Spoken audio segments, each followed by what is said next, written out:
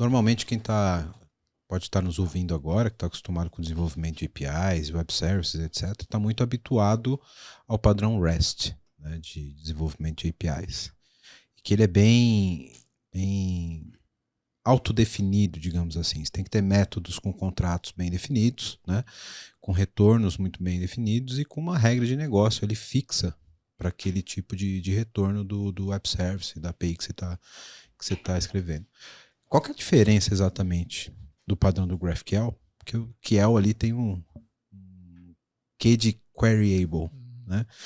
Que estimula muito o reuso e deixa o payload ali mais enxuto, né? Tem uma versatilidade ali do GraphQL que torna ele competitivo ali com o REST para alguns casos específicos. Vocês conseguem dar uma detalhada nisso? Por que eu deveria utilizar para alguns casos GraphQL e não REST? Assim, ó, na minha visão, tá? Eles, como você falou, eles se competem, porque não faz sentido tu ter uma API REST e uma API GraphQL. Vou falar em português mesmo, GraphQL, tá? Mas ela te traz alguns benefícios que em REST é possível ter, mas não faz parte da especificação. Então eu vou dar um exemplo. Eu gosto de usar o exemplo do blog, porque é um troço que todo mundo em algum momento da vida desenvolveu, né? Então tem o post, categoria, autor... Inclusive, qualquer curso que você fizer de linguagem de programação para web, última lição é fazer um blog. Perfeito. Começa com o to-do. Isso, exato. Então é um tipo de estrutura de dados que todo mundo conhece, né? Post, categoria e tal. Isso. Então, a vantagem é, por exemplo, eu tenho um endpoint REST que me traz a lista de posts.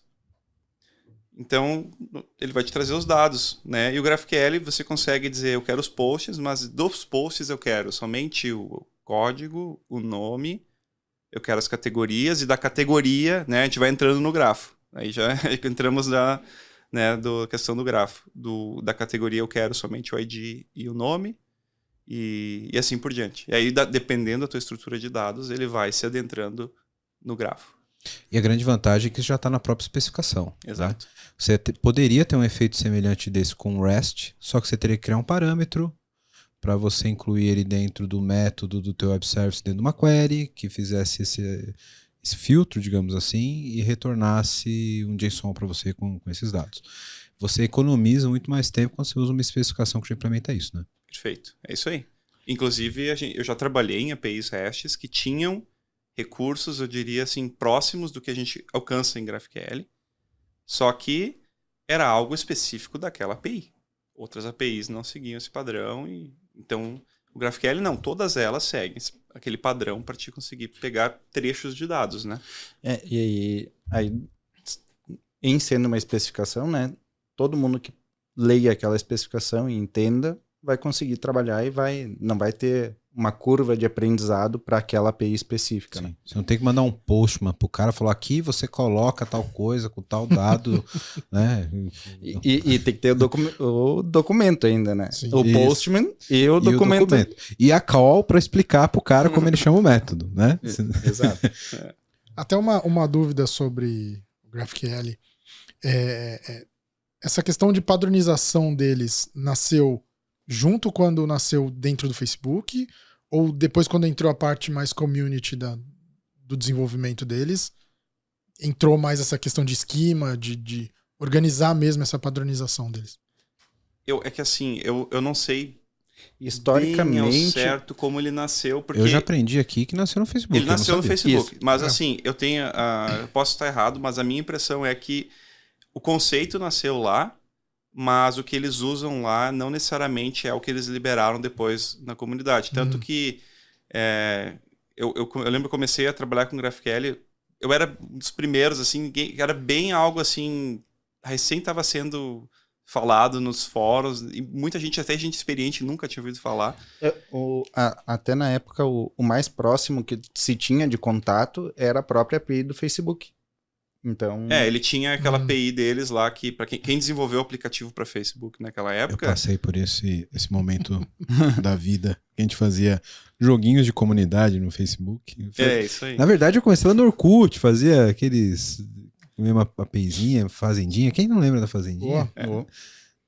E aí, se tu trabalhou com essa API, você deve lembrar que ela conseguia pegar e ir pegando Isso. campos, né? Isso, Mas a isso. palavra GraphQL não estava na API. Não, de fato, você selecionava os campos que você queria, os filtros, você já tinha um mecanismo de query Exato. na API, mas não era uma especificação com nome, né? E o próprio... A própria estrutura de query não era a mesma da especificação que se tem hoje, né? Tu simplesmente, pensava assim, eu vou buscar tais campos, a própria interface lá do Facebook te deixava dizer quais eram os campos, mas tu via que ela ia completando um parâmetro REST. Isso. Que é diferente do que é hoje a especificação do GraphQL. Né? Interessante. Então pode ser que essa especificação amadureceu na comunidade, sim, de fato. Sim. Né? Até interessante, né, de ver essa questão, pelo menos que eu notei, a proximidade com o JSON ali, né, quando você está escrevendo o GraphQL. Porque me parece uma coisa meio JSON, meio Python, porque você não tem ponto e vírgula, você não tem 2 pontos, né? Então, não sei se isso facilita, né, para quem está começando, mas é interessante porque acho que fica um pouco intuitivo ali do que você está fazendo. Né? Ele lembra muito, né, JSON. É quase um JSON sem os valores, né? Como se fosse só... Embora consegue ter alias, né, que consegue ter o campo. Mas enfim, vamos dizer assim, o básico dele lembra muito um JSON sem os valores, só com as chaves, né?